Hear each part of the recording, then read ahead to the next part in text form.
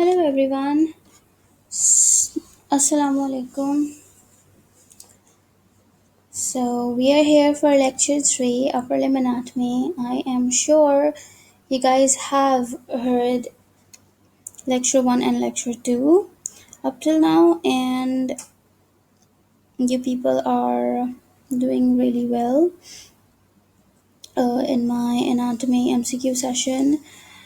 What I found is most of the people were not so well prepared, but definitely if you'll put in some more efforts, you will eventually. And thank you so much for appreciating me. That's all what I need, definitely. Okay,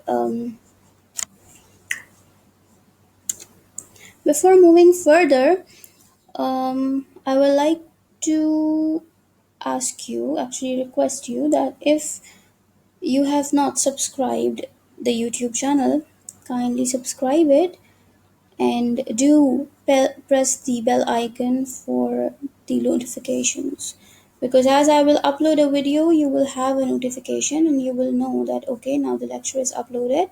But if you will not subscribe it, then definitely you would be like waiting for an update on Facebook page. Okay, and even more prior to that, I want you to show something which I want to show people yesterday. Unfortunately, my mobile battery got dead on the last MCQ. So let me show you one thing. People are confused. Okay, this is my homepage URL. Okay, it is very simple. Think with Dr. Shadab with no space in between .blogspot.com. Okay, because this web page is powered by Blogspot. So now when you will reach here, when you will search this URL, type this URL as I typed in front of you, even if you do not have any link, okay, you can just remember it and type it. You see, as I have not even clicked PMDC, I just put the arrow on it and there's a drop down menu. Here in this drop down menu, you can find DIMS notes, you can find anatomy. In anatomy portion, I have uploaded the PDF, okay, of this upper limb section. Let me show you. Click on anatomy and you will reach here. Okay, you just scroll it down and you will find this anatomy webinar series PMDC special. Okay, this is a download link to PDF notes upper limb. What you have to do, you have to click this link. It will open in another page. Wait for a while.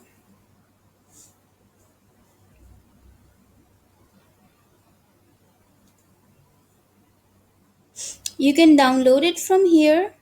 Okay, or you can add it to your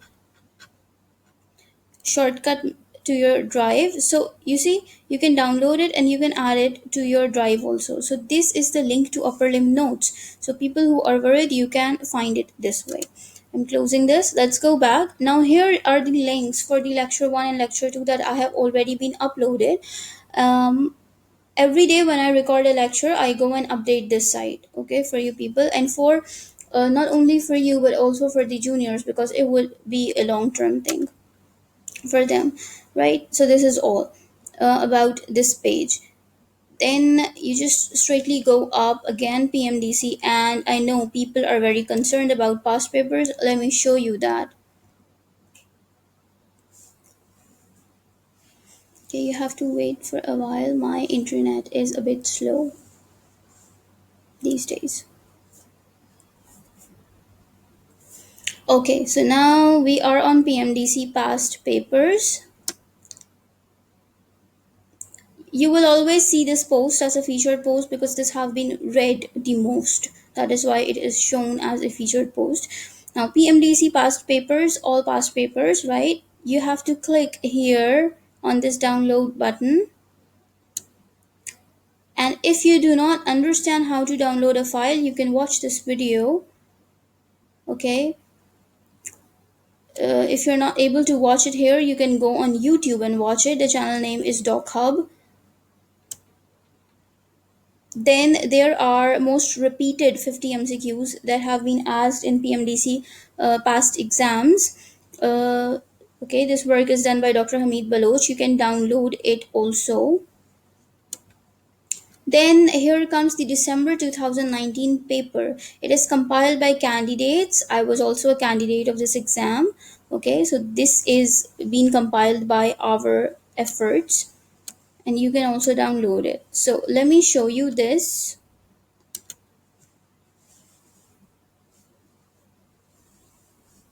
So as you click this link, the drive page would be open. This is a Microsoft Word file, okay, of 13 pages, and these are the notes, okay. Basically, these are the points. These are not the MCQs because no one remembers the MCQs when we come out of the exam hall. The only thing we remember are points. So it's like all, but not definitely complete 300. So you can have it. So you can download everything like that. If you are opening it on a laptop, it would be easier for you to download because these these notes and these PDFs are saved in my drive. My drive is already, it's signed in. But definitely when you will open it like this, you will not be it will not be showing this download icon here. So what you have to do, you have to just click on your Google Drive, go back there, check your recent section, and then you will find these all notes. You can add them in your drive as add to your drive. You will find an option over there, or you can, directly print it or download it. So that is how you have to do it. If you find it difficult, then watch that video, okay, on how to download files. Let's go back to the page.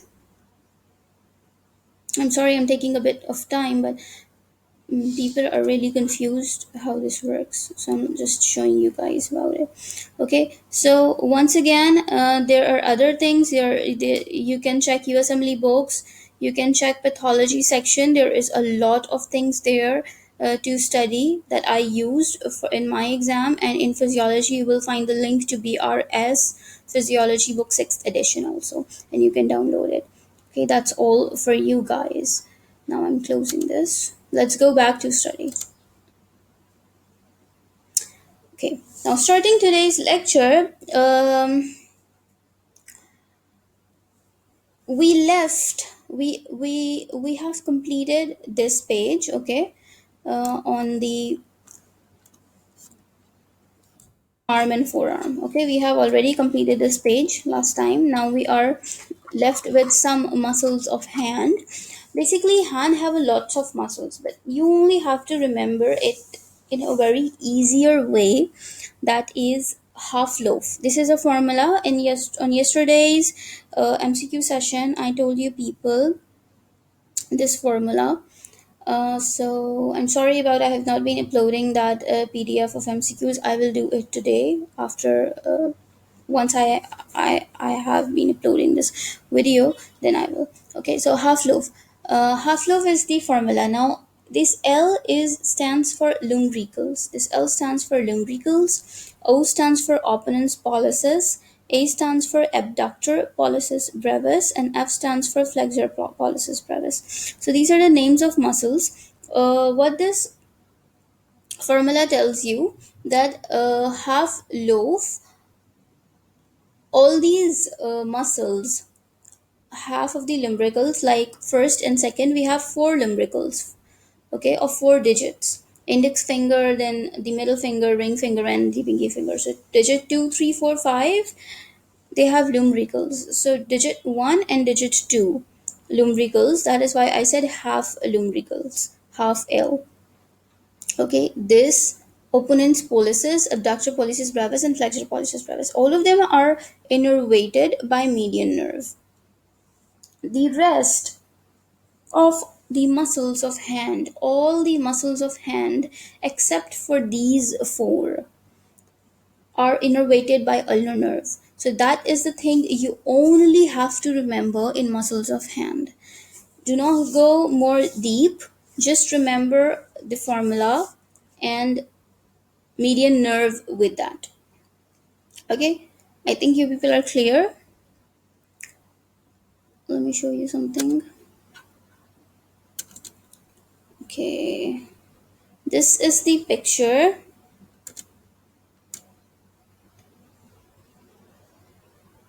Okay, it's a bit blur, but I guess still you can see it. Now you see these are lumbricals. This, and this. These are lumbricals. Okay, so the first lumbrical and the second lumbrical. First and second, you know, half lumbricals. First and second lumbricals, abductor pollicis brevis, flexor pollicis brevis, okay, opponens pollicis, not adductor, abductor. So these are innervated by median nerve. The rest of the muscles of hand, for example, this one, they all are innervated by ulnar nerve, and they have shown like very little. There are a lot of, you will see in fingers, in the this is the dorsal aspect. On the palmar aspect, we also have hands. So that's all. And what this sheet is you are looking at, this is extensor retinaculum. We also have a flexor retinaculum. We will do study it.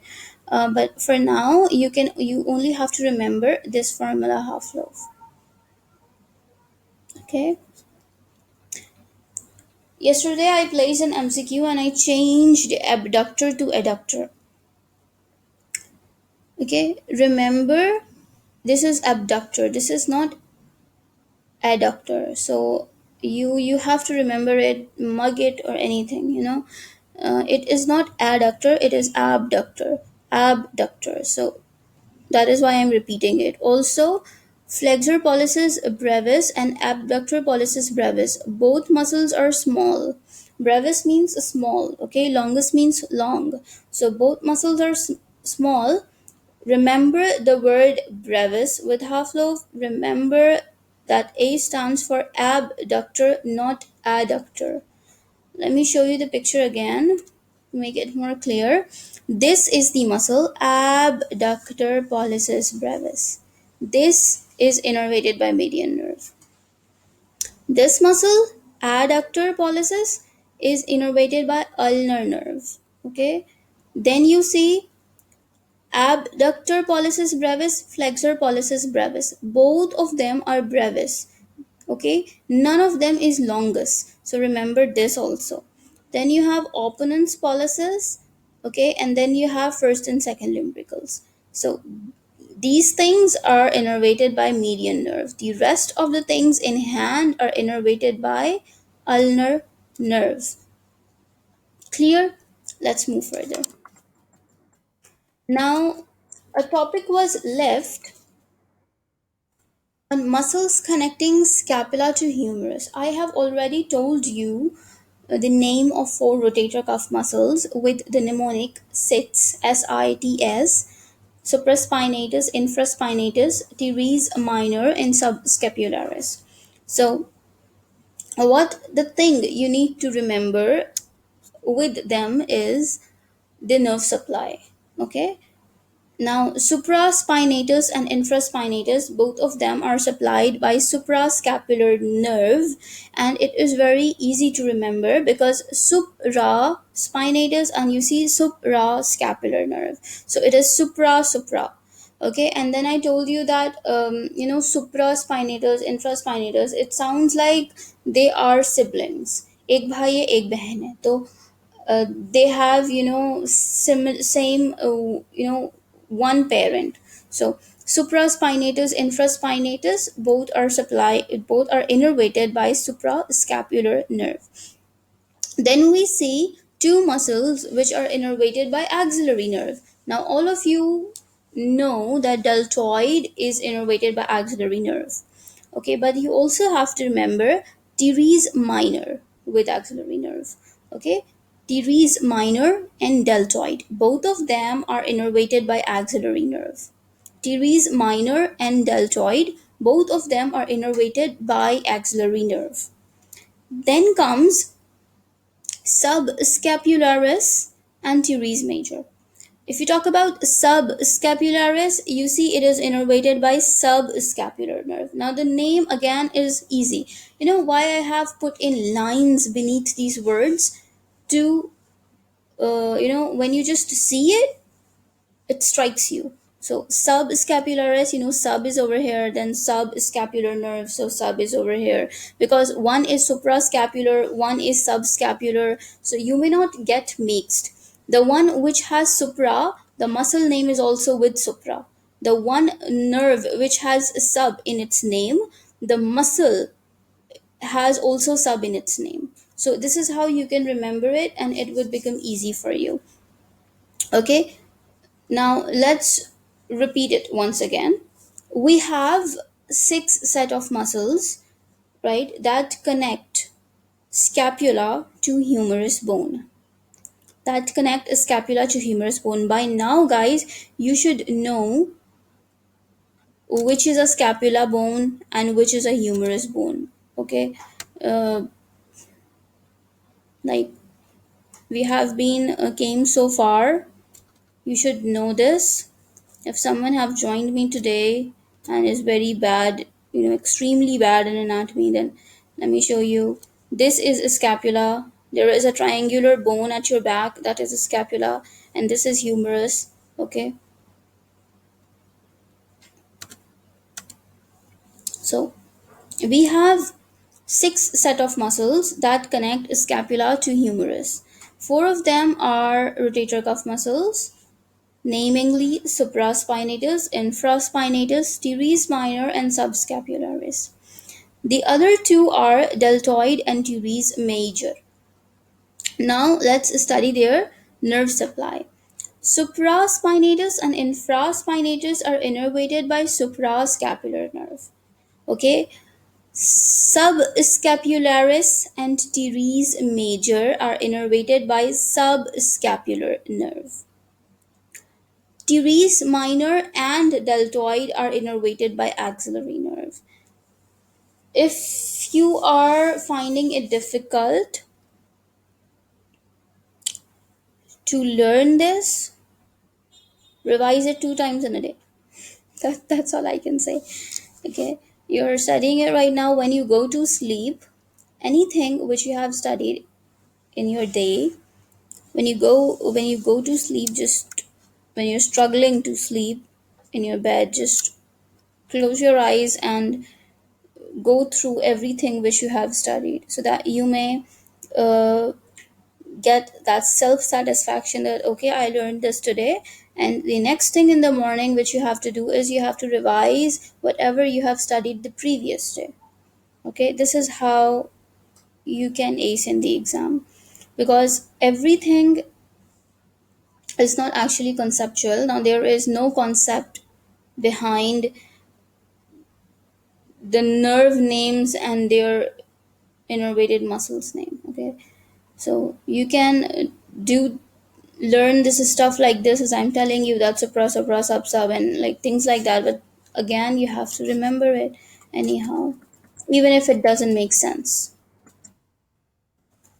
Now this is just a picture of rotator cuff I have made, and I've shown you the a good, very good picture. Let me show you it again.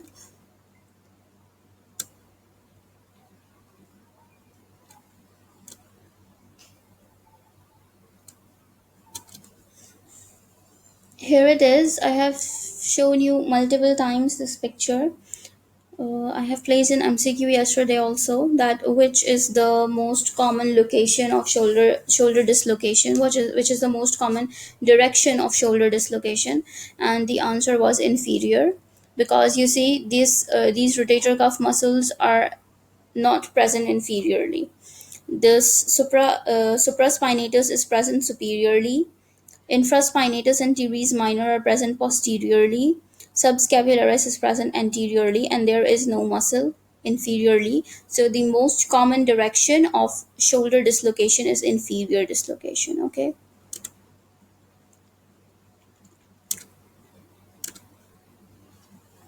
So this is just a picture which I made to remember while doing revision. Then I have shown you, I have made an MCQ that if the supinator muscles got damaged, which is the next muscle that will perform the action of supination? This was the MCQ I placed yesterday, and most of the people answered it wrong. You have to remember that biceps brachii, the muscle of interior compartment of forearm, which is principally responsible for flexion, can also do supination. It is also a supinator muscle. Okay.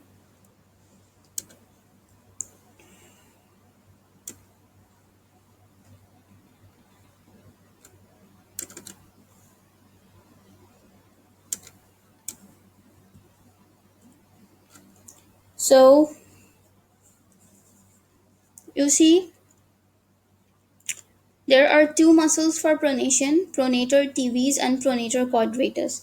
अब ये तो आसान है ना याद करना कि muscle के नाम के साथ प्रोनेटर लिखा हुआ है तो प्रोनेशन हो गया, ठीक है। और सुपिनेटर भी सुपिनेशन के जैसा साउंड करता है तो ये भी ठीक है, लेकिन बाइसेप्स ब्रेकाई ही लोग भूल जाते हैं। और एमसीक्यूज बनाने वाले इतने पागल नहीं हैं कि वो आपसे प्रोनेटर टीरीज प्रोनेटर क्वाड्रेटस के फंक्शन पूछेंगे और सुपिनेटर का फंक्शन पूछेंगे। वो एमसीक्यू ऐसा ही बनाएंगे कि if supinator got damaged, which is the other muscle that would perform the action of supination। और फिर आपके पास ऑप्शंस होंगे नीचे और उसमें बाइसेप ब्रेकाई लिखा हुआ होगा। और अगर आपको ये बात नहीं पता कि बाइसेप ब्रेकाई फ्लेक्शन के साथ साथ सुपिनेशन भी करवाता है तो आप डेफिनेटली इतने आसान से एमसीक्यू का आंसर गलत करके आएंगे। तो ये बात याद रखनी बहुत ज़रूरी है,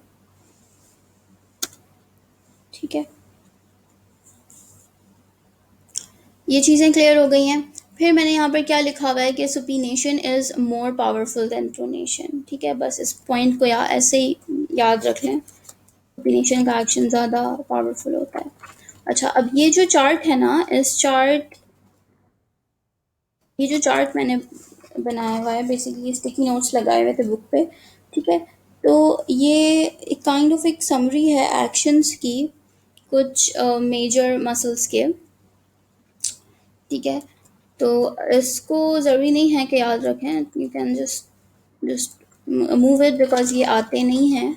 मैं बुक से रीड कर रही थी तो that is why I just kept it, ठीक है। If you want to remember you can.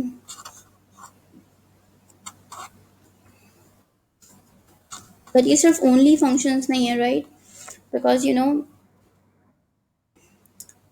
अब सुप्रास्पाइनेटस एब्डक्शन के साथ साथ सुपिनेशन एबडक्शन करवाता है, ठीक है, सुबिनेशन नहीं कराता, ओके। डेल्टॉइड, अब ये यहाँ पर थोड़ा सा कंट्रोवर्सी है। सुप्रास्पाइनेटस 0 to 15 डिग्रीज होता है और डेल्टॉइड 15 to 90 होता है, ठीक है। 90 एंड अबव हमारे पास ट्रपीजियस और सेराटस एंटीरियर मसल है, ठीक है। वो पहले नोट्स के शुरू के पेजेस में लिखी हुई है ये बात, ठीक है। तो जब आप पीडीएफ देखोगे, हार्ड कॉपी बनाओगे तो उसमें आपको मिल जाएगा लिखा हुआ पॉइंट, ठीक है। फिर टीरीज मेजर जो है वो एडक्शन करवाता है, ठीक है। सब स्कैपुलरिस और टीरीज मेजर मीडियल रोटेशन करवाते हैं। इंफ्रास्पाइनेटस और टीरीज माइनर जो हैं वो लेटरल रोटेशन कराते हैं। तो अगर ये चीज़ याद रखनी है तो ठीक है, अगर नहीं याद रखनी तो जस्ट लीव इट बिकॉज इतना डीप में नहीं पूछा जाता। अच्छा, अब यहाँ से आर्टीरियल सप्लाई स्टार्ट हो रही है नोट्स में, बट मैं आर्टीरियल सप्लाई पे जाने से पहले कुछ और चीज़ें आपको पहले बताना चाहूँगी, जिसमें क्वाड्रेंगुलर स्पेस है, फ्लेक्सर और एक्सटेंसर रेटिनाक्यूलास हैं, ताकि मसल का पोर्शन हम कंप्लीट कर लें, ठीक है। और बुक का एक चार्ट है, तो अगर आपने हार्ड कॉपी नहीं करवाई है तो प्लीज़ करा लें, ठीक है। हम एक्सला के साथ बताएंगे। ये चार्ट मैंने आपको फर्स्ट स्लाइड में दिखाया था, ठीक है। ये किस किस बारे में है, muscles connecting the upper limb to vertebral column, ठीक है। निमोनिक भी बताया था और इसकी सारी एक्सप्लेनेशन मैंने बताई थी, तो अगर किसी ने लेक्चर 2 नहीं सुना है तो वो सुन ले, उसमें ये सब कुछ प्रेजेंट है, ठीक है। फिर मैंने muscles connecting upper limb to thoracic wall आपको समझाया था, P2S2 निमोनिक भी बताया था, ये भी लेक्चर 2 में प्रेजेंट है।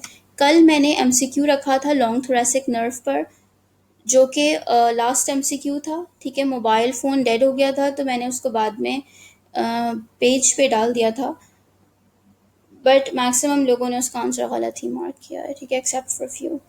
आप you have to remember this muscle serratus anterior, you have to remember long thoracic nerve with it. जब ये नर्व डैमेज हो जाती है, ठीक है, और सेरेटस एंटीरियर मसल पैरालाइज हो जाता है, तो उस कंडीशन को हम विंगिंग ऑफ स्कैपुला कहते हैं, और ये बहुत मोस्ट फेवरेट एमसीक्यू है, you have to remember this thing. उस कंडीशन में होता क्या है कि अच्छा, फंक्शन क्या है इसका सेरेटस एंटीरियर का, कि ये स्कैपुला को फॉरवर्ड ड्रॉ करता है, ठीक है, अराउंड द चेस्ट वॉल, और स्कैपुला को रोटेट करवाता है। जब ये डैमेज हो जाएगा तो क्या होगा कि स्कैपुला जो है वो अपना एक्शन लॉस कर देगा, स्कैपुला बैकवर्ड्स हो जाएगा और डाउनवर्ड्स हो जाएगा। समझ आ रही है? उसी इसको हम विंगिंग ऑफ स्कैपुला कहते हैं।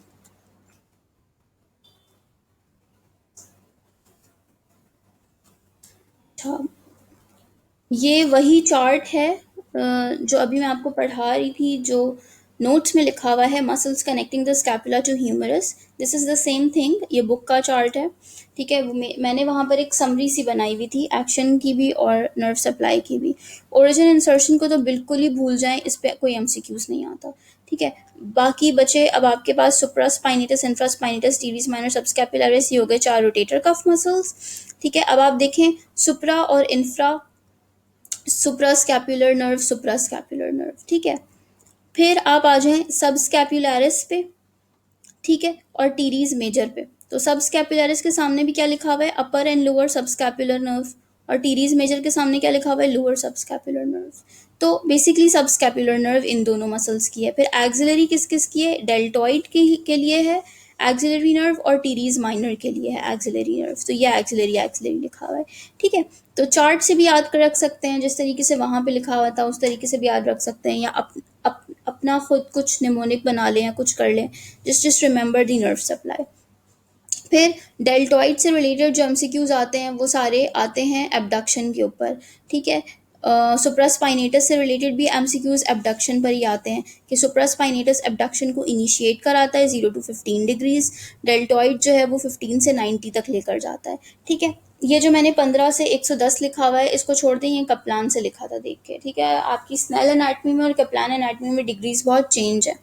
आपने पीएमडीसी के लिए स्नेल को फॉलो करना है, ठीक है। स्नेल में क्या है कि 15 से 90, तो आपने 15 से 90 याद रखना है, ठीक है। 90 और उसके अबव फिर आपने ट्रेपीजियस और सेरेटस एंटीरियर याद रखना है एबडक्शन के लिए। तो ये तो आपके ये दो इनके एक्शंस के ऊपर एमसीक्यूज बनते हैं, ठीक है। फिर इंफ्रास्पाइनेटस हो गया, या टीरीज माइनर, मेजर, सबस्कैपुलरिस, इनके ऊपर ना एमसीक्यूज नहीं, इनके एक्शंस के ऊपर एमसीक्यूज नहीं बनते, बट फिर भी अगर आप पढ़ना चाहते हैं तो ये सब लिखा हुआ है, ठीक है, you can just read it, simple as that. अच्छा, अब आगे चलते हैं, let's not waste more time on it. ये क्वाड्रेंगुलर स्पेस है, ये मैं आपको पढ़ाना चाहती हूँ बिकॉज ये बहुत क्लिनिकल इम्पोर्टेंस है इसकी, क्वाड्रेंगुलर स्पेस की। इसमें से कुछ इम्पोर्टेंट कंटेंट्स पास होते हैं, ठीक है। अगर शोल्डर की डिसलोकेशन हो जाती है तो वो कंटेंट्स डैमेज हो जाते हैं, ठीक है। इसकी क्वाड्रेंगुलर स्पेस की बाउंड्रीज और इसके कंटेंट्स, ठीक है, ये सब इम्पोर्टेंट हैं। अब क्वाड्रेंगुलर क्यों कहते हैं इसको, क्योंकि आप देख रहे हैं इट्स लाइक अ स्क्वायर, इसकी 4 साइड्स हैं, क्वाड्रा मीन्स 4, तो 1 2 3 4, ठीक है, ये स्क्वायर सा बनाया हुआ है मैंने, ये जो खाली सा स्पेस दिख रहा है बीच में, this is quadrangular space, okay. अब इसकी बॉर्डर्स हैं। अब लेटरली क्या चीज़ प्रेजेंट है, ये ह्यूमरस है, ये बोन ह्यूमरस बनाई हुई है, तो लेटरल हो गया ह्यूमरस, ठीक है। ह्यूमरस के साथ ऊपर इधर से जो अटैचमेंट आ रही है, सामने की तरफ से अगर देखेंगे, एंटीरियरली देखेंगे तो टीरीज माइनर प्रेजेंट होगा, लेकिन अगर पीछे की तरफ से देखेंगे इसी स्ट्रक्चर को अगर मैं फॉर एग्जांपल, ये एक पिक्चर है आपके सामने, आप इसके पीछे चले जाओ, ठीक है, आप इसको पीछे से देखोगे तो आपको अबव जो है इसके सब स्कैपुलरिस मसल नजर आएगा। लेकिन अगर आप सामने से देखोगे तो आपको टीरीज माइनर नजर आएगा। तो अबव दो मसल्स प्रेजेंट होते हैं, टीरीज माइनर एंटीरियरली एंड सब स्कैपुलरिस पोस्टीरियरली, ठीक है। अगर नीचे से देखोगे, बिलो देखोगे, तो टीरीज मेजर मसल नजर आएगा। माइनर ऊपर है, मेजर नीचे है, ठीक है। तो इसको भी इस तरीके से याद रख सकते हैं कि छोटी चीज है तो ऊपर रखेंगे, फिर बड़ी चीज को नीचे रखेंगे। तो माइनर ऊपर है, मेजर नीचे है, टीरीज मेजर बिलो प्रेजेंट है। अब जब लेटरली कोई चीज प्रेजेंट है तो मीडियली भी प्रेजेंट होगी, क्योंकि ये तो स्क्वायर बना रहा है ना, हमने ऊपर नीचे का पढ़ लिया, अबव एंड बिलो।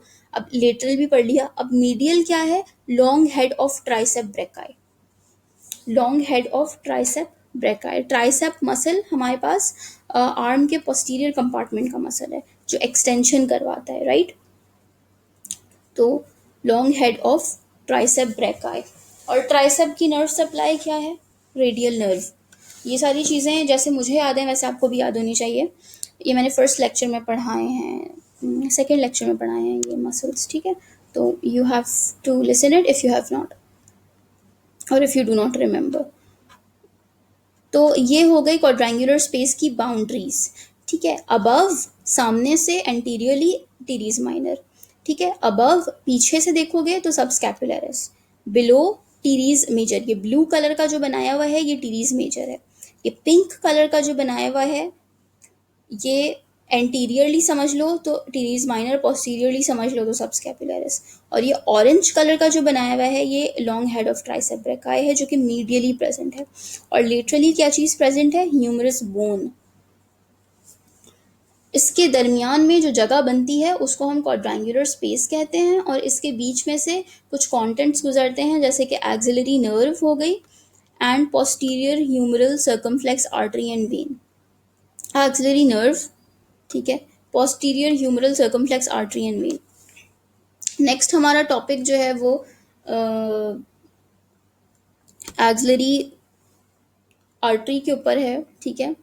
और जब हम एक्सिलरी आर्टरी पढ़ेंगे तो वहाँ पर हम anterior posterior humeral circumflex arteries पढ़ेंगे भी और देखेंगे भी पिक्चर्स में। तो अभी के लिए इतना याद रख लें कि इसमें से एक नर्व गुजरती है, एक आर्टरी गुजरती है, एक वेन गुजरती है। एक नर्व, एक आर्टरी, एक वेन। एक्सिलरी नर्व है, एक्सिलरी आर्टरी नहीं है, ठीक है। एक्सिलरी नर्व है, ब्रेकियल प्लेक्सस का पार्ट है ना एक्सिलरी नर्व, तो एक्सिलरी नर्व है, एक आर्टरी है, पोस्टीरियर ह्यूमरल सर्कमफ्लेक्स आर्टरी, और एक ही वेन है। जो आर्टरी है वही वेन भी है, पोस्टीरियर ह्यूमरल सर्कमफ्लेक्स वेन, ठीक है। पोस्टीरियर ह्यूमरल सर्कमफ्लेक्स आर्टरी और वेन। और axillary nerve, nerve not artery, axillary nerve. So this is the content of quadrangular space. जब हमारे पास शोल्डर की इंफीरियर डिस्लोकेशन हो जाती है तो ये कंटेंट्स प्रेस होते हैं, ये डैमेज हो जाते हैं, ठीक है। Let's go down.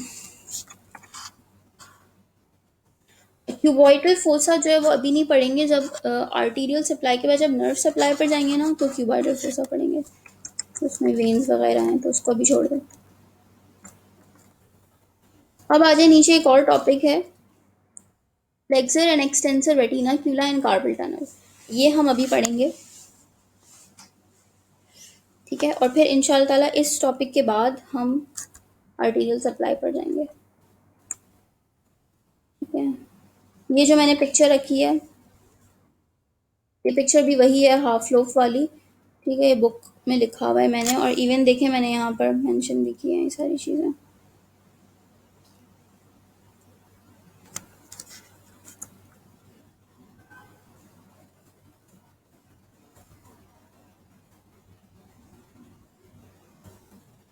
फिर अनाटमिकल स्नफ बॉक्स है, ये मैंने कल एमसीक्यू भी रखा था इसका, अनाटमिकल स्नफ बॉक्स का। आपको एनाटॉमिकल स्नफ बॉक्स में सबसे इम्पॉर्टेंट चीज़ ये याद रखनी है कि जब anatomical snuff box scaphoid bone का फ्रैक्चर होता है तो रेडियल आर्टरी डैमेज होती है, ठीक है।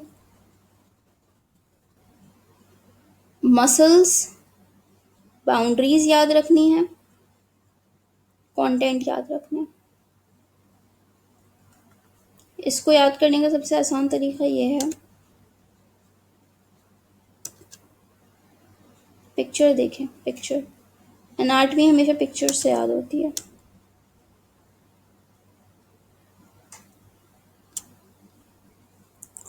ये जो ग्रीन कलर की लाइंस नजर आ रही हैं, ये मसल्स हैं, ठीक है। अब as the name indicates, extensor pollicis brevis, abductor pollicis longus, ठीक है। ये मसल्स हैं जो इसकी बाउंड्रीज बनाते हैं। तीन मसल्स हैं, तीनों मसल्स को याद रखना है।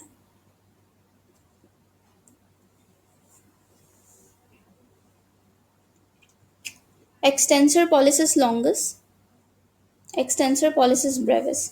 एक्सटेंसर वर्ड बताता है कि ये एक्सटेंशन करवाएगा, ठीक है। पॉलिसिस का मतलब होता है thumb, longus stands for long, brevis is for short. So extensor pollicis longus, extensor pollicis brevis. और तीसरा मसल हो गया abductor pollicis longus, abductor pollicis longus. So ये हो गया abductor pollicis longus. So you see, extensor pollicis brevis और abductor pollicis longus laterally present है, ठीक है।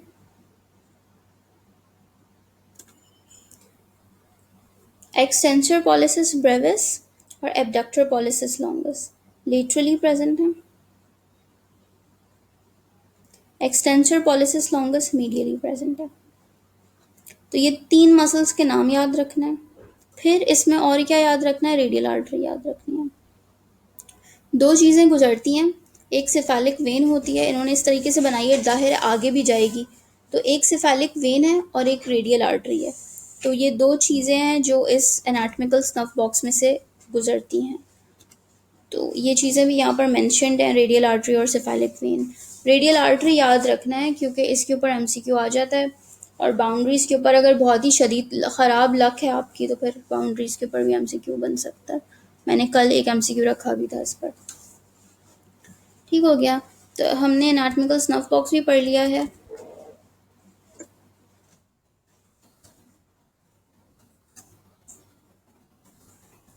अब अपने पास नोट्स में खोल लें फ्लेक्सर और एक्सटेंसर रेटिनाक्यूला, ठीक है। अब हम फ्लेक्सर एक्सटेंसर रेटिनाक्यूला कार्पल टनल, ये दो टॉपिक्स करने के बाद आर्टीरियल सप्लाई पर जाएंगे। और ठीक है, flexor and extensor retinacula, the retinacula are bands of deep fascia, ठीक है, that hold, मेरी बात सुने, फाशिया किसको कहते हैं, मसल्स के अतराफ में एक बारीक सी झिल्ली होती है। आप लोग सब कुर्बानी, लड़के उमूमन कुर्बानी करते हैं, ठीक है, फीमेल्स भी उसके बाद कुर्बानी का गोश्त साफ करती हैं, उनको भी मालूम होगा। जो गोश्त बेसिकली क्या है, मसल ही है ना जानवर का। तो उन गोश्त के दरमियान एक बहुत हल्की सी बारीक सी ट्रांसपेरेंट सी झिल्ली होती है जो मसल के कंपार्टमेंट्स को एक दूसरे से सेपरेट करती है, ठीक है। तो इसी तरीके से हमारे जो मसल्स होते हैं ना हमारी ह्यूमन बॉडी के, वो उसमें भी कंपार्टमेंट्स होते हैं, ठीक है। तो जो, अब अगर वो बैंड्स ऑफ डीप फाशिया की बात कर रहे हैं तो that is present deeper, right. तो द रेटिनाक्यूलास क्या हैं, बैंड्स हैं डीप फाशिया के that hold the long flexor and extensor tendons, ठीक है। जो हमारे पास वो मसल्स जो फ्लेक्शन और एक्सटेंशन कराते हैं, ठीक है। जब मसल बोन से आकर आगे जुड़ रहा होता है, उसके साथ अटैच हो रहा होता है, तो वो मसल अपने टेंडन्स देता है, ठीक है।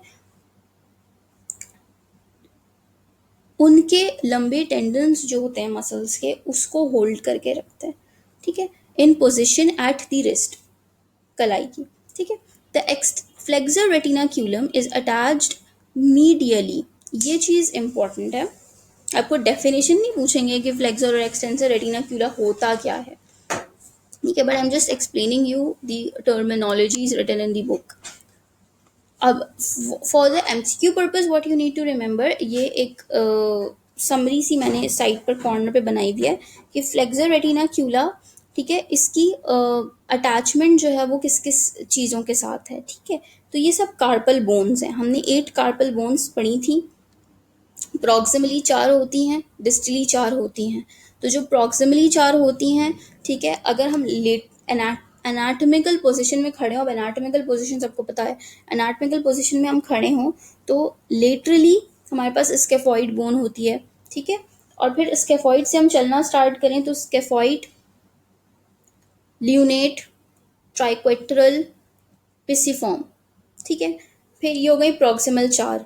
फिर उसके नीचे डिस्टल रो पर आ जाएं तो लेटरल ही साइड से स्टार्ट करेंगे तो ट्रेपेजॉइड, ट्रेपीजियम, कैपिटेट, हेमिट, ये हो गई डिस्टल की 4। तो इस तरीके से हमारे पास प्रॉक्सिमल और डिस्टल रो की ये बोन्स हैं विद देयर नेम्स।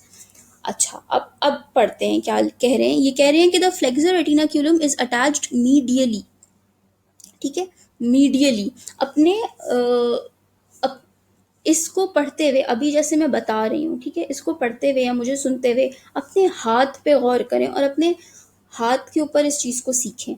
अपना हाथ एनाटॉमिकल पोजीशन पे रखकर मीडियल साइड पे, ठीक है, just place your finger on the medial side of your hand, ठीक है। एनाटॉमिकल पोजीशन में जब आपका हाथ होगा तो आपका जो की हथेली जो पाम है वो will be facing towards the anterior portion, ठीक है, एंटीरियरली प्लेस कर रहा होगा। तो अब आप मीडियल साइड पे क्या चीज़ है, पिसिफॉर्म प्रेजेंट है, ठीक है। और पिसिफॉर्म के नीचे क्या होगी, हुक ऑफ हैमेट होगी। जैसे कि मैंने आपको बताया कि स्केफॉइड, ल्यूनेट, ट्राइकट्रल, पिसिफॉर्म, मैं पिक्चर में दिखाती हूँ।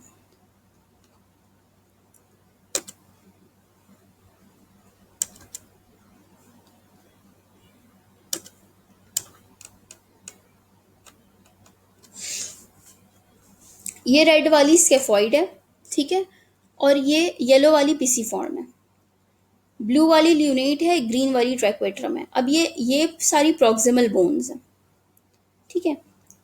जब आप एनाटॉमिकल पोजीशन में अपना हाथ रखेंगे तो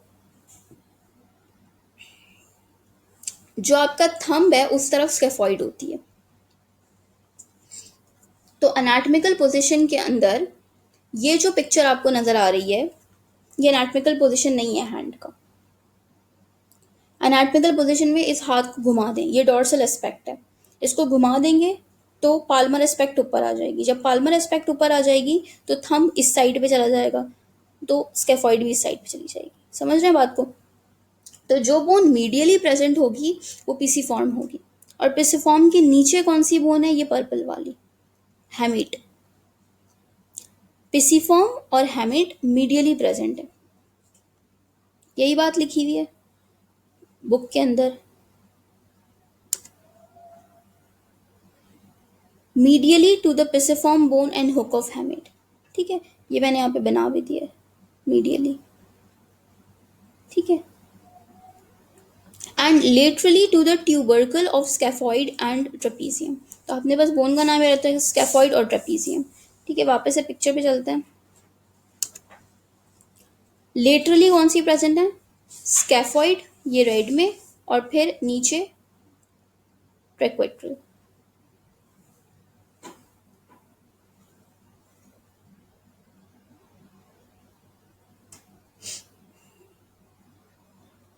ये रल है, यहाँ पर एल है, ठीक है, स्पेलिंग मिस्टेक है यहाँ पे। स्केफॉइड एंड ट्रेपीजियम, ये इस तरीके से आपने इसको याद रखना है। अच्छा, ये सब बहुत सारे खुल गए।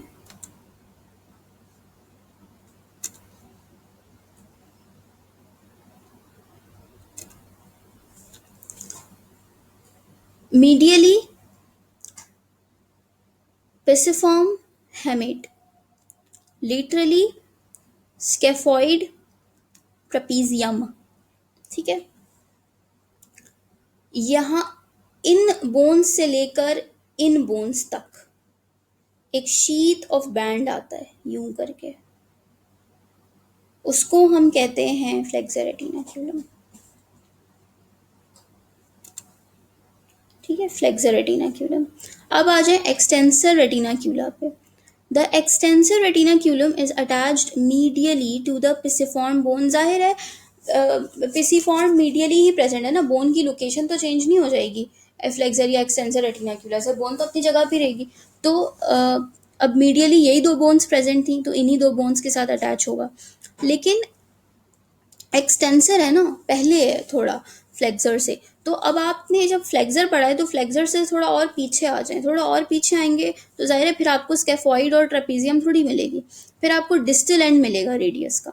तो इसीलिए मीडियली ये पिसिफॉर्म और हुक ऑफ हैमिट से अटैच होता है, लेकिन लेटरली ये डिस्टल एंड ऑफ रेडियस से अटैच होगा। ठीक है, laterally distal end of radius से अटैच होगा। तो ये this is all about flexor and extensor retinacula. मेरे ख्याल है मेरे पास फ्लेक्सर और एक्सटेंसर रेटिना की पिक्चर नहीं है, मैं यहाँ लिखती हूँ तो आ जाएगी।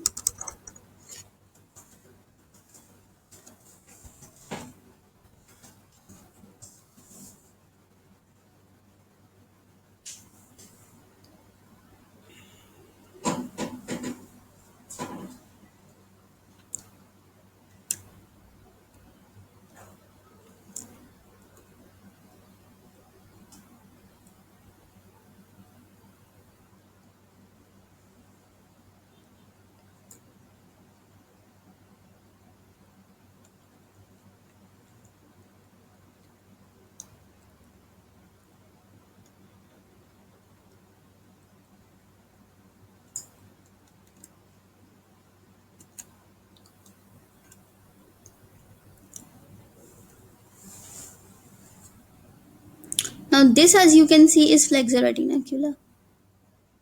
This,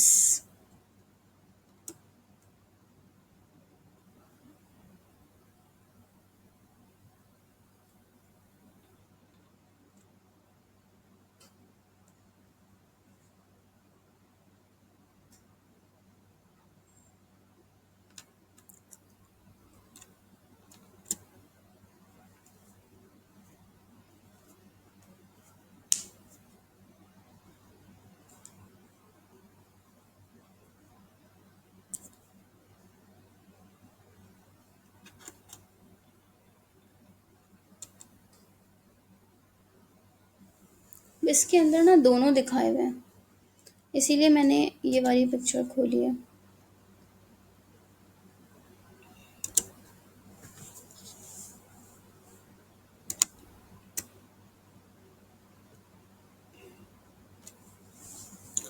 This is flexor retinaculum and this is extensor retinaculum। ये फ्लेक्सर रेटिनाक्यूलम थोड़ा आगे की तरफ है, इसी फ्लेक्सर रेटिनाक्यूलम के नीचे कार्पल टनल प्रेजेंट होता है। ठीक है, और ये है एक्सटेंसर रेटिनाक्यूलम। तो इस तरफ से थंब की साइड है ये वाली, ठीक है, इस तरफ से आपको स्केफॉइड और ट्रेपीजियम मिलेगी। फ्लेक्सर रेटिनाक्यूलम स्केफॉइड और ट्रेपीजियम की तरफ से अटैच है, और इस तरफ से आपको पिसिफॉर्म और हुक ऑफ हैमिट मिलेगा। तो पिसिफॉर्म और हुक ऑफ हैमिट से फ्लेक्सर एक्सटेंसर दोनों अटैच है, लेकिन एक्सटेंसर अगर हम इस साइड से देखेंगे तो सिर्फ ये रेडियस से अटैच होगा। ठीक है, तो ये है सारी कहानी। इसके नीचे से मीडियन नर्व गुजरती है, इसीलिए हम कहते हैं कि कार्पल टनल के अंदर एक नर्व है, और वो कौन सी है, मीडियन नर्व है। ये मीडियन नर्व जा रही है आगे की तरफ, येलो कलर की, ये मीडियन नर्व है। फिर देखें मसल्स के टेंडन्स हैं जो इनको ये जिसको इसने होल्ड किया हुआ है, तो ये सारे मसल्स के टेंडन्स के नाम लिखे हुए हैं। फ्लेक्सर कार्पी रेडियालिस टेंडन, ठीक है, palmaris longus, flexor carpi ulnaris, flexor digitorum superficialis. ठीक है, ये सब मसल्स के टेंडन्स हैं। तो this is all about flexor and extensor रेटिनाक्यूलम।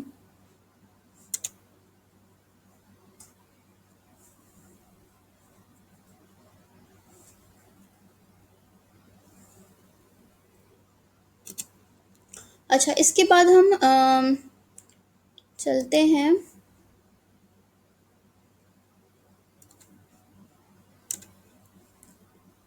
Carpal tunnel पर। तो मैंने कार्पल टनल की पिक्चर सेव की थी, ये रही। ओके, मसल्स में हमारा लास्ट टॉपिक है ये कार्पल टनल। इसके बाद अपर लिम्ब एनाटमी के मसल, हैंड, रिस्ट, ये सारी चीज़ें ख़त्म हो जाएंगी। फिर हम arterial supply, venous supply, lymphatic drainage और ब्रेकियल प्लेक्सस, चार चीज़ें रह जाएंगी। ठीक है, वो हमने करनी है और फिर हमारे पास अपर लिम्ब फिनिश हो जाएगा। एंड आई होप कि every day with lecture you people will learn it, because जैसे ही ब्रेकियल प्लेक्सस ख़त्म होगा मैं फिर टेस्ट रखूँगी और उसके अंदर फिर सारी चीज़ें होंगी। ठीक है, तो आई होप कि you people will learn it also, ताकि थोड़ा फ़ायदा भी हो। अच्छा, अब ये देखें, ये वाइट कलर की जो लाइन जा रही है ये फ्लेक्सर रेटिनाक्यूलम है। ठीक है, ये फ्लेक्सर रेटिनाक्यूलम है। इस फ्लेक्सर रेटिनाक्यूलम के नीचे कॉन्टेंट्स हैं जो ट्रैप हुए हुए हैं। ठीक है, जिसमें मीडियन नर्व आती है, जिसमें फ्लेक्सर पॉलिसिस लॉन्गस का टेंडन आता है। ठीक है, फ्लेक्सर डिजिटोरम सुपरफिशियालिस और फ्लेक्सर डिजिटोरम प्रोफंडस के टेंडन्स आते हैं। बड़े मसल्स हैं, ज़्यादा टेंडन्स हैं इसके। ठीक है, चार चार टेंडन्स हैं। तो flexor digitorum सुपरफिशियालिस, flexor digitorum profundis, FDP, FDS, okay, और इस तरफ से FPL, flexor pollicis longus, FPL. ठीक है, और मीडियन नर्व, ये नाम याद रखने हैं। ये कार्पल टनल के ऊपर एमसीक्यूज बनते हैं, ये तो फेवरेट एमसीक्यूज हैं, तो बस इस इन नामों को याद रखना है। शॉर्ट फॉर्म कर कर याद कर लें, एफडीपी, एफडीएस, एफपीएल और मीडियन नर्व। ये वाला जो है फ्लेक्सर कार्पी रेडियालिस का टेंडन, ये इसका पार्ट नहीं है। ठीक है, ये इससे बाहर है, ये शीट यहाँ पर यूँ आ रही है और ये ख़त्म हो गया, ये बाहर है उससे। तो होता है क्या है कि वो लोग एमसीक्यूज़ के अंदर बोलते हैं कि which of the following is not a part of carpal tunnel, और फिर उसके अंदर फ्लेक्सर कार्पी रेडियालिस दे देंगे, जो कि फिर आप कंफ्यूज होंगे उससे, तो ये it is out of it. सही है, लेकिन अगर हम सुपरफिशियल की बात करें तो फिर फ्लेक्सर कार्पी रेडियालिस टेंडन और फ्लेक्सर डिजिटोरियम सुपरफिशियालिस, ये सुपरफिशियल है, ये ऊपर है। ठीक है, पॉलिसिस लॉन्गस हो गया या फ्लेक्सर डिजिटोरियम प्रोफंडस है, ये डीप है। तो कल मैंने दो सेपरेट एमसीक्यूज रखे थे। ठीक है, पीडीएफ में शेयर कर दूंगी, तो फिर you can go through it. इसको पढ़ने के बाद उन एमसीक्यूज को दोबारा देख सकते हैं। वैसे एमसीक्यूज के पीडीएफ में एक्सप्लेनेशंस भी गिवन हैं। ठीक है, cool. Clear, we have done this carpal tunnel, flexor and extensor retinacula, quadrangular space, anatomical snuff box, muscles of hand and wrist, muscles connecting scapula to humerus also. So all these things are done.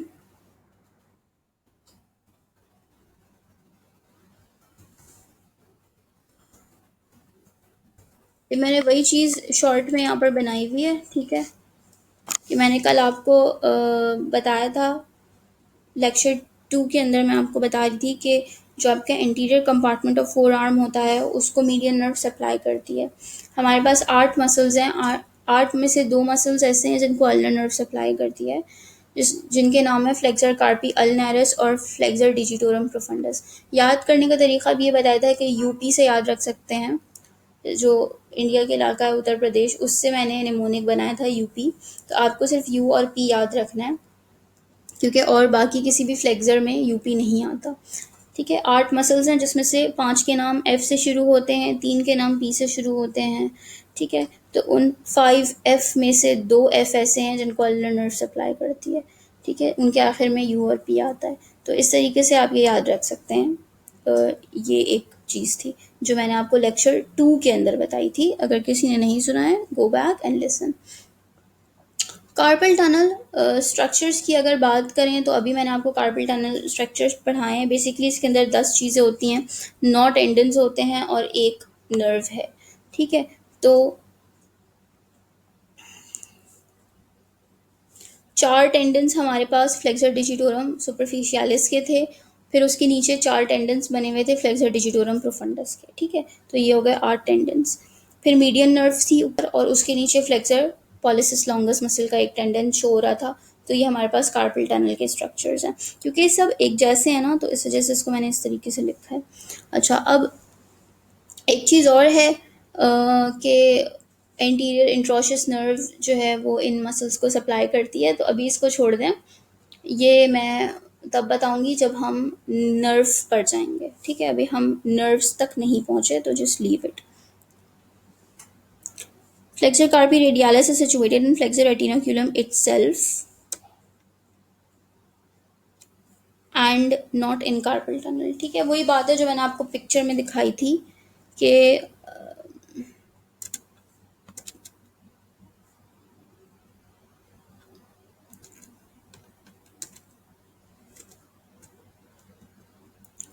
Flexor carpi radialis flexor रेटिनाक्यूलम में तो present है, flexor रेटिनाक्यूलम में तो present है, लेकिन carpal tunnel में present नहीं है। ये जो वाइट कलर की लाइन जा रही है ना, ये इसके अंदर वाली चीज़ें कार्पल टनल है। ठीक है, फ्लेक्सर रेटिनाक्यूलम तो इसके ऊपर भी आ रहा है, लेकिन it is not a part of carpel tunnel. तो वही बात लिखी हुई है यहाँ पे भी कि flexor carpi radialis is situated in flexor retinaculum itself and is not in carpal tunnel. तो ये एक समरी सी मैंने बनाई थी for revision, so I place this picture. So I guess after following this video lecture along with these notes, ये notes थोड़े से आसान हो जाएंगे समझना, क्योंकि जब एक दफ़ा गो थ्रू कर लेते हैं ना तो इजी हो जाता है। अच्छा, अब हमारा पास नेक्स्ट टॉपिक है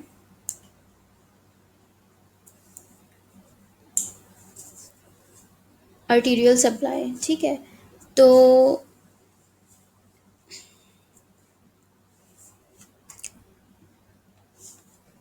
वी हैव 1 hour 30 minutes, जिसमें से 1 घंटा हो चुका है। ठीक है, अप्रॉक्सीमेटली 1 घंटा हो चुका है।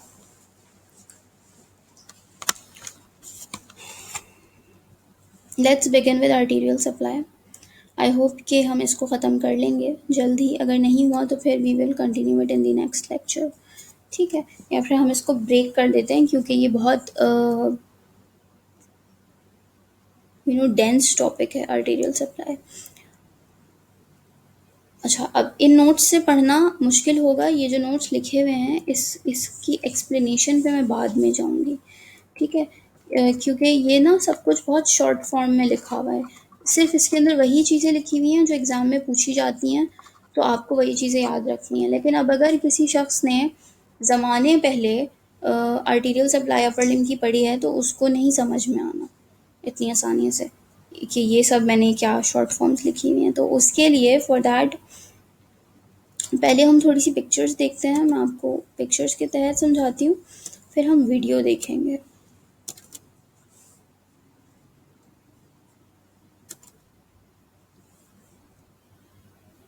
अच्छा, सबसे पहले स्टार्ट करूँगी मैं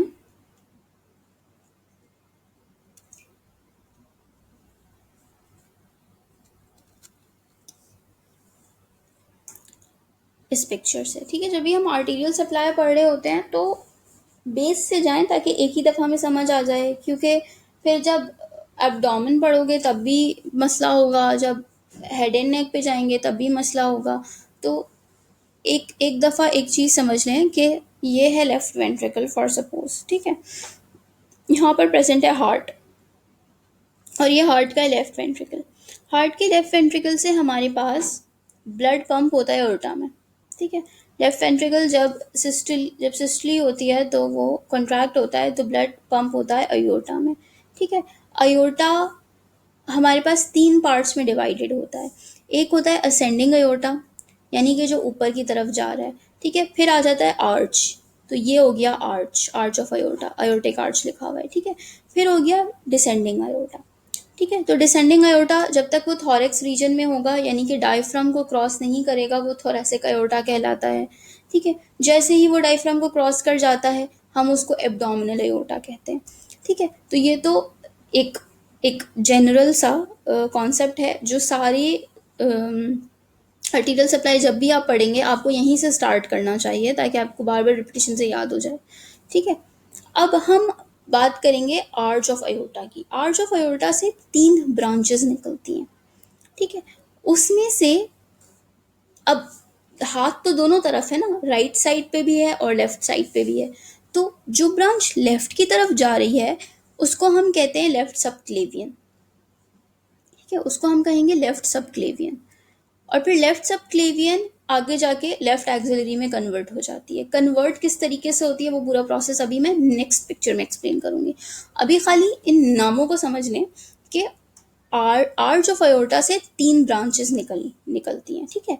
इनमें से जो ब्रांच लेफ्ट की तरफ निकल रही है, ठीक है, एक्सट्रीम लेफ्ट की तरफ जो ब्रांच है उसको हम कहेंगे लेफ्ट सब क्लेवियन। लेफ्ट सब क्लेवियन, ये लेफ्ट सब क्लेवियन आगे जाके लेफ्ट एक्सिलरी में कन्वर्ट होगी, ठीक है, ब्रांच नहीं देगी, कन्वर्ट होगी। अब आ जाए अयोर्टिक आर्च से राइट साइड पे जो ब्रांच निकली थी।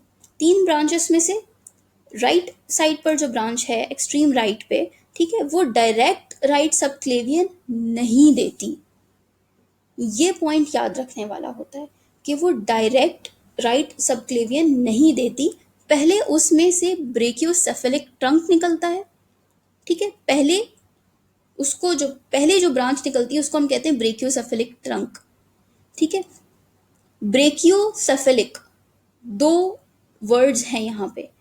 ब्रेकियो का मतलब है कि ये आर्म की तरफ जाएगा आगे, सेफेलिक का मतलब है कि ये हेड की तरफ जाएगा। तो 2 जो ब्रांचेस निकल रही हैं उसमें से एक ब्रांच राइट आर्म की तरफ जा रही है जिसको हम राइट सब क्लेवियन कह रहे हैं।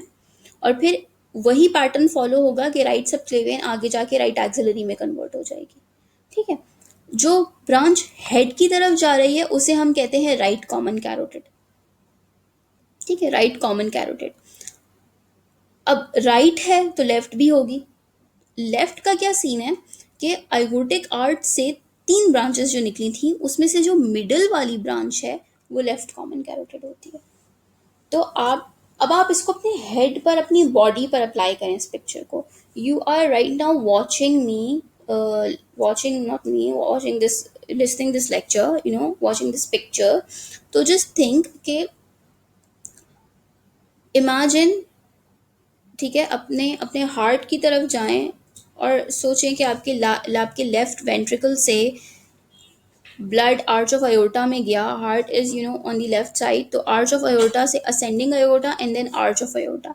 आर्च ऑफ अयोर्टा आया तो आपके पास 3 ब्रांचेस निकली, ठीक है। उसमें से 3 ब्रांचेस में से एक ब्रांच, क्योंकि आपकी लेफ्ट की तरफ है तो हम पहले लेफ्ट साइड को कवर कर लेते हैं, ठीक है। एक ब्रांच जो लेफ्ट की साइड पर गई वो लेफ्ट सब क्लेवियन थी, ठीक है। फिर जैसे ही इस लेफ्ट सब क्लेवियन ने आगे जाकर फर्स्ट रिब को क्रॉस किया तो ये लेफ्ट एक्सिलरी में कन्वर्ट हो गए और फिर उससे आगे का हम बाद में पढ़ेंगे। अब आ जाएं लेफ्ट के बाद उसके बराबर वाली जो ब्रांच है, ठीक है, जिसको हम लेफ्ट कॉमन कैरोटिड बनाएगी। तो यहाँ से जो ऊपर आपके गर्दन के दोनों अतराफ से जो कैरोटिड्स जा रही हैं, तो जो लेफ्ट कैरोटिड जा रही है ऊपर वो डायरेक्ट आर्च ऑफ अयोर्टा से निकली है, ठीक है। अब आप आ जाएं अपनी राइट गर्दन की तरफ। राइट गर्दन की तरफ भी राइट कैरोटिड जा रही है, ठीक है, और हाथ की तरफ भी आर्टरी जा रही है। तो ये दोनों जो हैं ये जहाँ पे मिलती हैं उसको हम ब्रेकियोसेफेलिक ट्रंक कहते हैं। तो बेसिकली क्या हुआ कि आर्च ऑफ अयोर्टा से एक्सट्रीम राइट की तरफ जो आर्टरी की ब्रांच निकली है वो है ब्रेकियोसेफेलिक ट्रंक, ठीक है। उसमें से राइट कॉमन कैरोटिड ऊपर आपके नेक से ऊपर आपकी हेड की तरफ चली गई है, और जो राइट सब क्लेवियन थी वो फर्स्ट फर्स्ट स्ट्रिप को क्रॉस करने के बाद राइट एक्सिलरी में कन्वर्ट हो गई है। तो ये जो सब क्लेवियंस होती हैं ना, चाहे वो राइट हो चाहे वो लेफ्ट हो, ये बस फर्स्ट स्ट्रिप के अंदर अंदर तक इसको हम सब क्लेवियन कहते हैं। जैसे ये फर्स्ट रिब की लेटरल बॉर्डर को क्रॉस करती है ये एक्सिलरी कहलाई जाती है, ठीक है, फिर इसका नाम चेंज हो जाता है।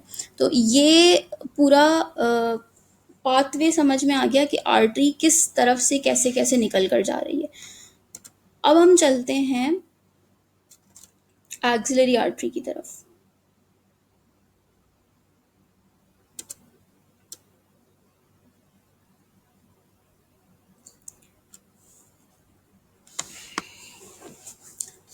जब हम एक्सिलरी आर्टरी की बात करते हैं तो ये बात मैंने पहले भी बताई थी। अब मैं दोबारा बता रही हूँ, ठीक है, कि ये है आपके पास फर्स्ट स्ट्रिप बनी हुई है।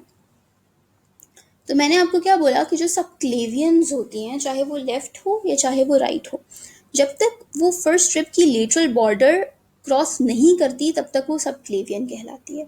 जैसे ही फर्स्ट स्ट्रिप की लेटरल बॉर्डर को क्रॉस कर देगी, ये सबक्लेवियन आर्टरी एक्सिलरी आर्टरी कहलाई जाएगी, इसका नाम चेंज हो जाएगा। आर्टरी वही, अब ब्लड वही आ रहा है, ठीक है, कोई नई ब्रांच नहीं निकाली है उसने, बस नाम बदल गया।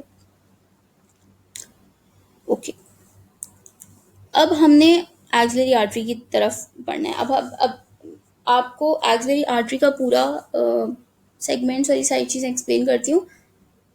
जो चीज़ राइट पर है वही चीज़ लेफ्ट पे है, सेम है, ठीक है, राइट हैंड लेफ्ट हैंड पूरा आर्टीरियल सप्लाई सिमिलर है। Let's begin with the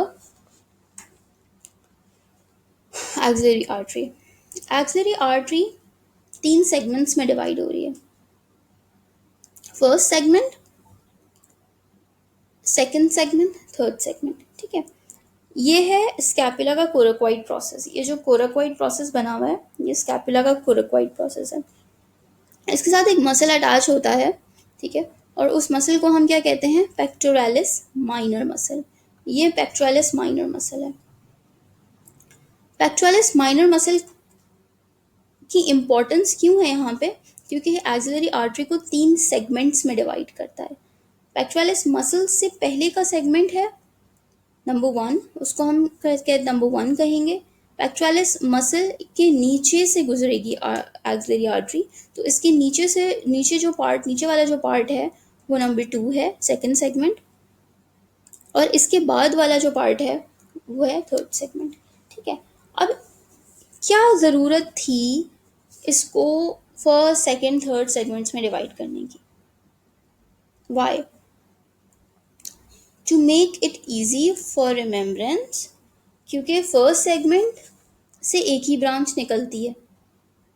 first segment से एक ही ब्रांच निकलती है। First segment 1 branch, second segment से 2 ब्रांचेस निकलेंगी, ठीक है, और थर्ड सेगमेंट से 3 ब्रांचेस निकलेंगी। तो बस ये कहानी है, सिंपल सी। फर्स्ट सेगमेंट से एक ब्रांच निकलती है जिसको हम सुपीरियर थोरैसिक आर्टरी कहते हैं, क्योंकि ये थॉरैक्स की तरफ जाएगी, ठीक है।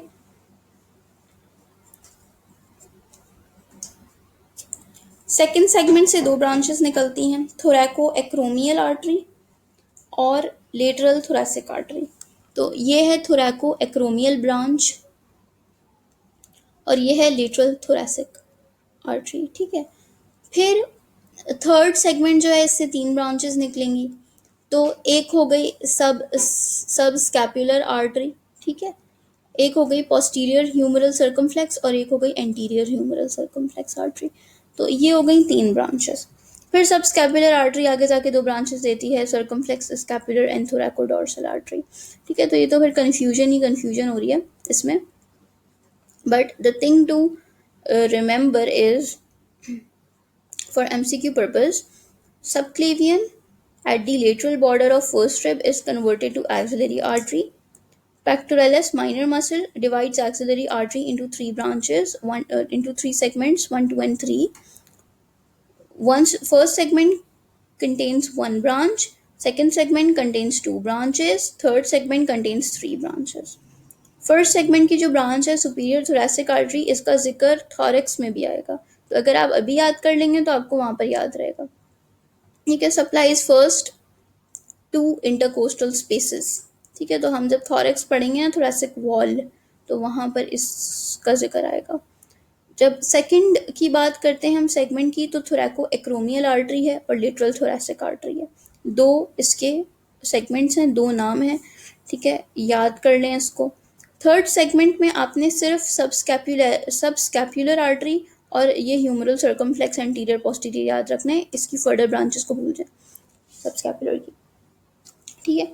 तो इनकी ब्रांचेस के नाम you have to learn it, okay. So this is all about axillary artery. अब axillary artery आगे जाके ब्रेकियल में कन्वर्ट होती है, ठीक है। तो फिर हमारे पास एक मसल और आता है जिसको हम कहते हैं टीरीज मेजर मसल।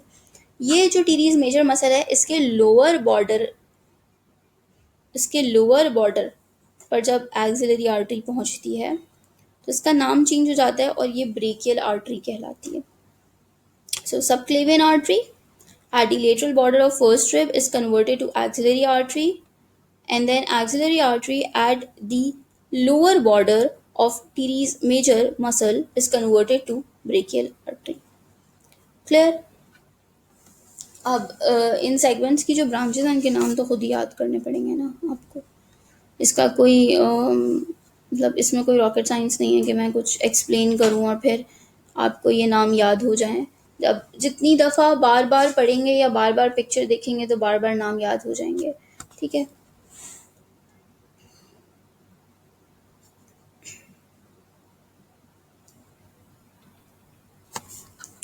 ओके.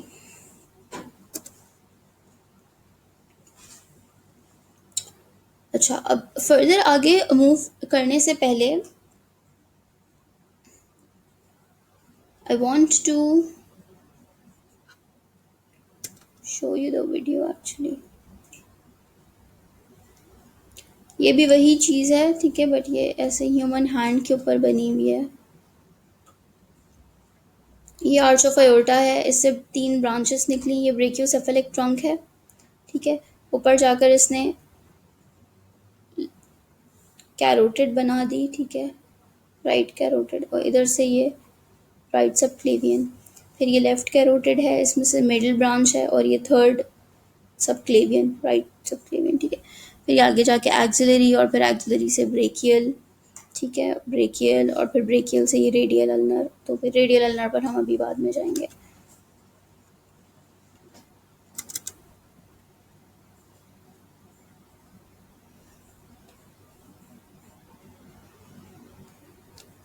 ये जो है वो picture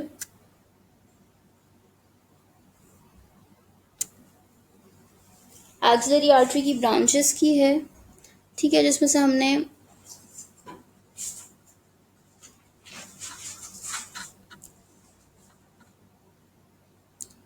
basically arterial anastomosis around shoulder दिखा रहे हैं, लेकिन आपने थर्ड पार्ट एक्सिलरी का जो पढ़ा था, ठीक है, उसके अंदर आपने इंटीरियर पोस्टीरियर से सर्कमफ्लेक्स ह्यूमरल आर्टरीज पढ़ी थी. तो ये एक आगे से आएगी और एक ये पीछे से आएगी इसके, और ये एनास्टोमोस करेगी. ठीक है, ये एक्सिलरी आर्टरी है. इसके आगे से और पीछे से आकर ये एनास्टोमोस करेंगी, तो ये एंटीरियर और पोस्टीरियर सर्कमफ्लेक्स, क्योंकि ये घूम के आ रही है, और ह्यूमरस के अतराफ में तो ह्यूमरल हो गई. ठीक है. फिर हमने सब स्कैपुलर पढ़ी थी. तो ये देखें, एक्सिलरी आर्टरी से एक ब्रांच निकल रही है, ये सब स्कैपुलर, और सब स्कैपुलर की 2 ब्रांचेस पढ़ी थी. तो एक हो गई थोरैकोडोर्सल. ठीक है, एक थोरैकोडोर्सल हो गई, और फिर एक जो है वो सर्कमफ्लेक्स स्कैपुलर हो गई, जो पीछे से आ रही है. फिर सुप्रास्कैपुलर फर्स्ट पार्ट ऑफ सब क्लेवियन आर्टरी है, जो कि सब क्लेवियन जो आ रही, पहले सब क्लेवियन थी ना, फिर उसके बाद lower lateral border of first rib पे जाकर एक्सिलरी में कन्वर्ट हुई. तो सब क्लेवियन भी ब्रांच देती है. सब क्लेवियन के भी 2 पार्ट्स होते हैं. तो फर्स्ट पार्ट से एक ब्रांच निकलती है, सेकंड पार्ट से एक ब्रांच निकलती है, वो भी स्कैपुला को सप्लाई करती है.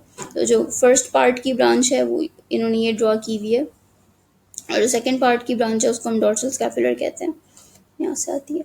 तो basically you don't have to go through in this much detail and remember this all. Just एक ओवरव्यू है, क्योंकि अगर एक दफ़ा आपने पढ़ा हुआ होता है तो आपके माइंड के अंदर उसका कुछ ना कुछ पार्ट एक्चुअली रह जाता है. तो अगर कभी कोई MCQ out of the way जाकर भी पूछा जाए और शदीद घुमावा भी हो, तो भी आपने एक दफ़ा तो पढ़ा हुआ होता है ना डिटेल में, तो फिर आप अपना बेस्ट एजुकेटेड गेस अप्लाई करते हो फिर एग्ज़ाम में. छोड़कर तो नहीं आते उस एमसीक्यू को कि पढ़ा नहीं है तो छोड़ दो. ठीक है. तो बेस्ट एजुकेटेड गेस जो होता है फिर वो आपकी उस लॉन्ग टर्म मेमोरी की बेस पर होता है, जो आपने एक दफ़ा पढ़ी होती है, और फिर दोबारा आप काफ़ी टाइम हो जाता है रिवाइज करे हुए, लेकिन आपकी नज़र से एक दफ़ा वो तस्वीरें गुजरी होती हैं, तो आप कुछ ना कुछ आपको याद आता ज़रूर है. That is why I am showing you and telling you this all now.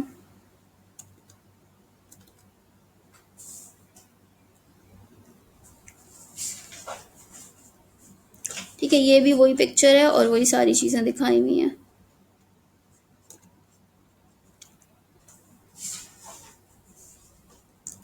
तो मेरा ख्याल है कि इस लेक्चर को यहाँ पर रोकते हैं। उससे पहले मैं आपको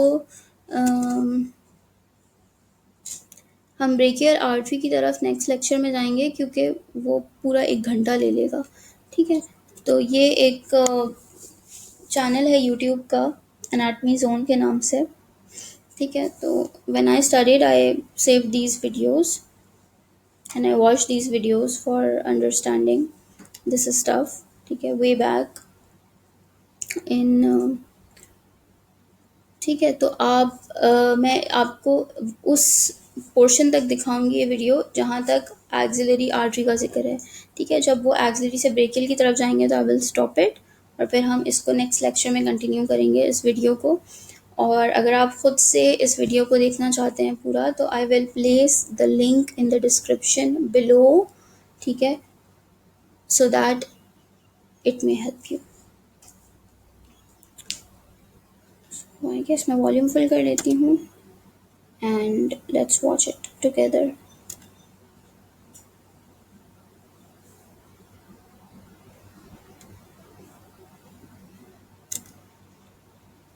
Okay.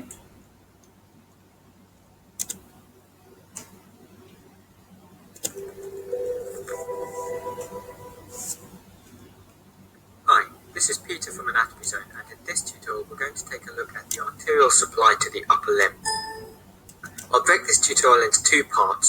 In this part we'll take a look at the supply to the arm and the forearm, and in the next part we'll take a look at the blood supply to the hand and the wrist.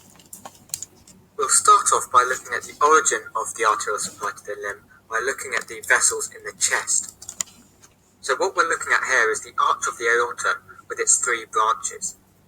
You've got the brachiocephalic trunk, the left common carotid, and the left subclavian artery. As the subclavian arteries on either side cross the lateral edge of the first rib to enter the axilla, it becomes known as the axillary artery, which you can see here highlighted in green. Okay, now I have paused it ताकि मैं साथ साथ दोबारा से explain कर दूं। ठीक है, ये दिखा रहे हैं आर्च ऑफ, ये असेंडिंग अयोर्टा है। ठीक है, ये 3 कस्प्स दिख रहे हैं ना, ये सेमिलुनर वॉल्व के हमेशा 3 कस्प्स होते हैं। तो ये अयोर्टिक वॉल्व है, उसके ऊपर से अयोर्टा स्टार्ट हुआ है, असेंडिंग अयोर्टा। फिर ये arch of aorta. Arch of अयोर्टा जो है 3 उसने ब्रांचेस दी।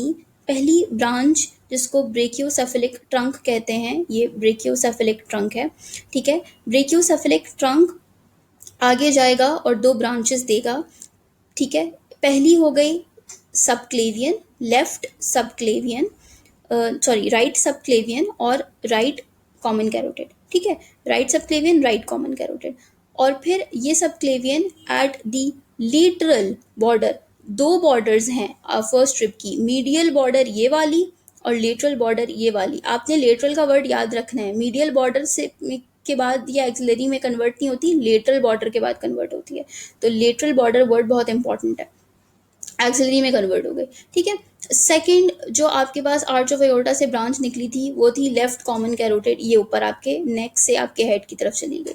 ठीक है, और जो थर्ड ब्रांच थी वो है लेफ्ट सबक्लेवियन, ये डायरेक्ट लेफ्ट सबक्लेवियन निकलती है।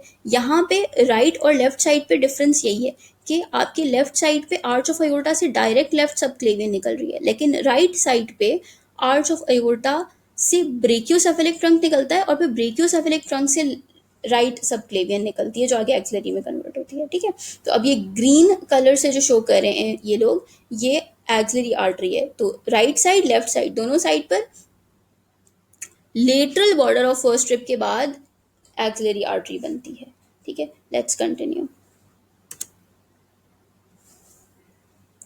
We're now looking at an isolated view of the axillary artery and its branches. You can see the subclavian artery crossing the lateral border of the first rib to become the axillary artery. Also on the model here, you'll notice that I've left a muscle on. This is the pectoralis minor muscle, which you can see originating on the coracoid process of the scapula. The importance of the pectoralis minor muscle is that it runs in front of the axillary artery and divides it into 3 parts. So the first part of the axillary artery lies proximal to the pectoralis minor, the second part lies underneath it, and the third part lies distal to it. I've removed the pectoralis minor muscle now, and we'll take a look at the 6 branches of the axillary artery. So quite conveniently, the first part of the axillary artery has 1 branch, the second part has 2 branches, and the third part gives rise to 3 branches. The first branch, which you can see highlighted in green arising from the first part of the axillary artery, is called the superior thoracic artery. The 2 branches from the second part of the axillary artery you can see highlighted in yellow. This one here is the acromiothoracic trunk, which is also known as the thoracoacromial artery, and this one here is the lateral thoracic artery. So the third part gives off 3 arteries. You've got the circumflex arteries, anterior and posterior, and you've got the subscapular artery. You can see the anterior circumflex humeral artery here in light blue running in front of the surgical neck of the humerus and anastomosing with this artery, the posterior circumflex artery. And just rotating fully round to the back, you can see the subscapular artery coming off. The subscapular artery is the largest branch of the axillary artery, and you can see 2 of its branches here, the scapular circumflex artery and the thoracodorsal artery. The axillary artery then becomes the brachial artery at the level of the lower border of the teres major muscle, which marks the lower boundary of the axilla. The brachial artery runs down the arm to end at the level of the neck of the radius, where it then divides into the radial and ulnar arteries. The brachial Okay. From now आगे से ये 329 minutes की video यहाँ पर देखी हमने, ठीक है. इससे आगे से इन्होंने ब्रेकियल आर्टरी बताया है. तो when we will study in our next lecture brachial artery, we will move on, and you people have to learn today's lecture. आज ही की तारीख में याद करके इसको ख़त्म कीजिए, ठीक है, ताकि इजी हो जाए थोड़ा. Okay.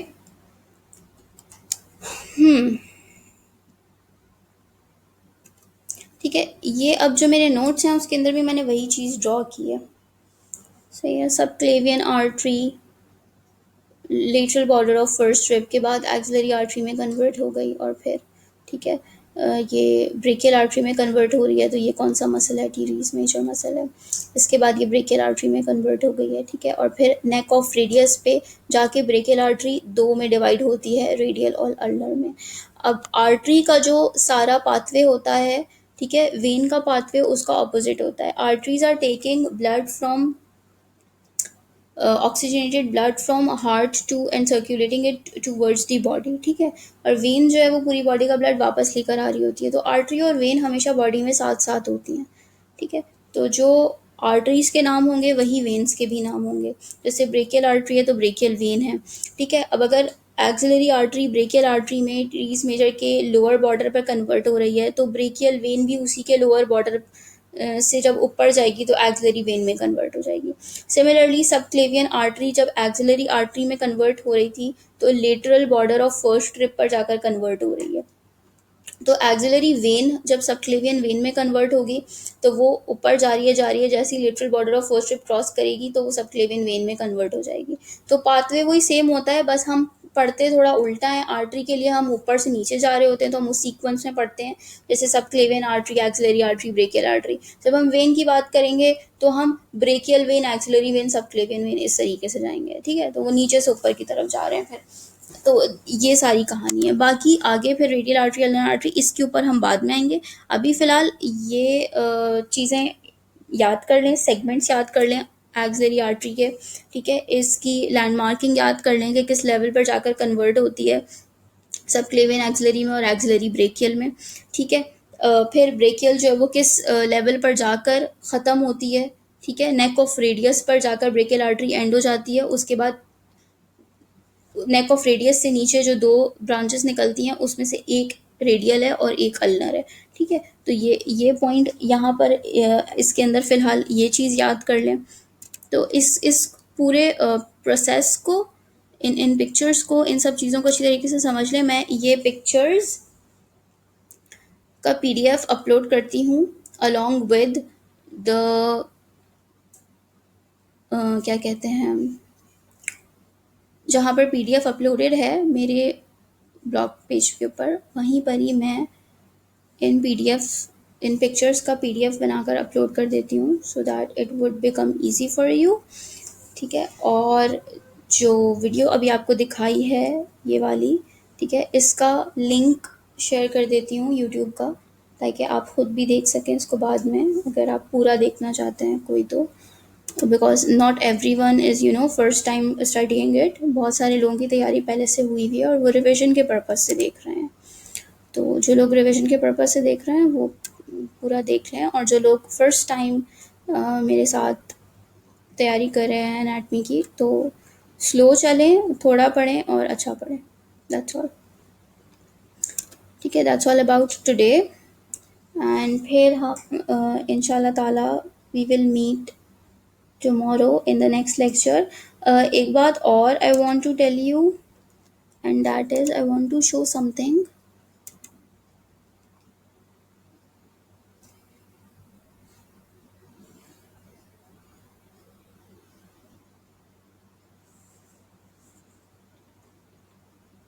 Just 2 more minutes.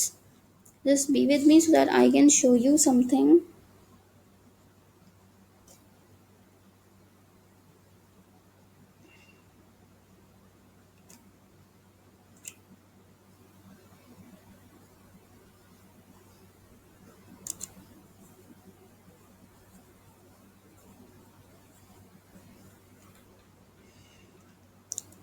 Okay, अब बहुत सारे लोग मुझसे पूछते हैं लिटरली कि ये डिस्क्रिप्शन में कहाँ पर लिंक डाला हुआ है। मैं बार बार कहती हूँ कि डिस्क्रिप्शन के अंदर जो है वो लिंक सेव है। तो यार आप लोगों को यू शुड नो इट कि डिस्क्रिप्शन, अब अगर आप लैपटॉप पे देख रहे हैं तो ये जो मेरा नाम आ रहा है यहाँ पर, ठीक है, इसके नीचे शो मोर करेंगे तो ये डिस्क्रिप्शन आ जाएगी। अगर आप मोबाइल के अंदर इसको ओपन करेंगे तो मोबाइल में क्या होता है कि ये अपर लिम लेक्चर 1, ठीक है, ये सब है, कराची लिखा हुआ है, इसके सामने बिल्कुल इधर एक छोटा सा ट्राइंगल होगा। ठीक है, उस ट्राइंगल पर क्लिक करेंगे तो ये सारी डिस्क्रिप्शन नीचे आ जाएगी, इसको डिस्क्रिप्शन कहते हैं। बहुत सारे लोगों को नहीं पता, that is why I am telling you. यहाँ पर पीडीएफ फाइल का लिंक है, इस पर क्लिक करेंगे, जाके पीडीएफ डाउनलोड कर लें। ठीक है, बाकी मैं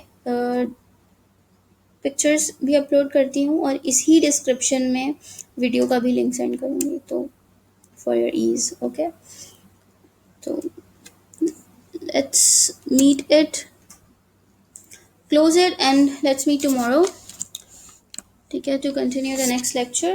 Till then, I'm signing off for today.